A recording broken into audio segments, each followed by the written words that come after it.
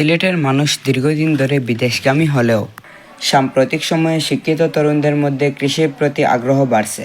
অপার সম্ভাবনাময় কৃষি জমি যেখানে বছরে একবার মাত্র চাষ হতো, সেখানে অনেকেই নতুন উদ্যোগ নিচ্ছেন। এমনকি শিক্ষকরাও কৃষি শিক্ষার বাস্তবমুখী প্রয়োগের জন্য উদ্যোগী হচ্ছেন। জকিগঞ্জ গার্লস হাই স্কুলের প্রধান শিক্ষক ফেরদৌস আলম এই পরিবর্তনের অন্যতম পথিকৃৎ। তিনি স্কুল প্রাঙ্গণে কীটনাশকমুক্ত সবজি চাষ শুরু করে শিক্ষার্থীদের মধ্যে কৃষির প্রতি আগ্রহ তৈরি করেছেন।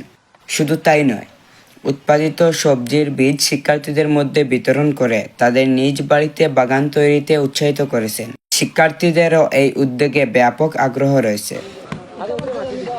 এই বাচ্চাদের মাধ্যমে যদি আমাদের পরিবারে আমি আগ্রহ সৃষ্টি করতে পারি, যে আমাদের বাড়ির যে আশেপাশে যেটুকু জায়গায় থাকে সেখানে যদি সামান্যতম আমরা কোনো ফসল বা সবজি উৎপাদন করি, আমার নিত্য প্রয়োজনীয়, তাতে আমার যেরকম চাহিদা পূরণ হবে, আমার আর্থিক সাশ্রয় আমারও হবে, আমার দেশেরও হবে।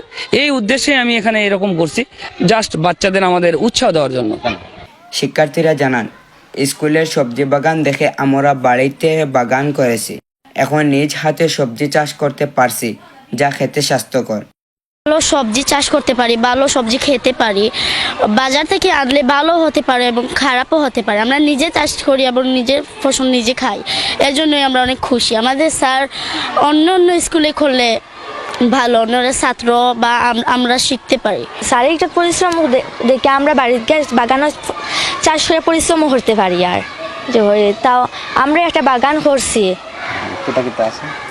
বাগানও আছে টমেটো গাছ, পেঁয়াজের গাছ, মরিচ গাছ, ফরাস, আর মিষ্টি কদু, লাউ, শিম, আর একটা ফুলের গাছ।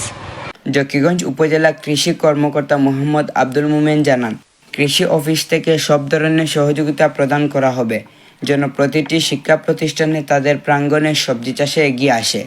তো আমি এই জকিগঞ্জ উপজেলার বিভিন্ন স্কুলকে আমি অলরেডি দিয়েছি। তো আমাদের একটা রিকোয়েস্ট থাকবে, স্কুল গার্ডেনটা অত্যন্ত একটা ভালো ফলপ্রসূ প্রদর্শনী এবং ফলপ্রসূ একটা বিষয়, যাতে ছাত্ররা হাতে কলমে অনেক কাজ এখানে শিখতে পারবে এবং দেখতে পারবে।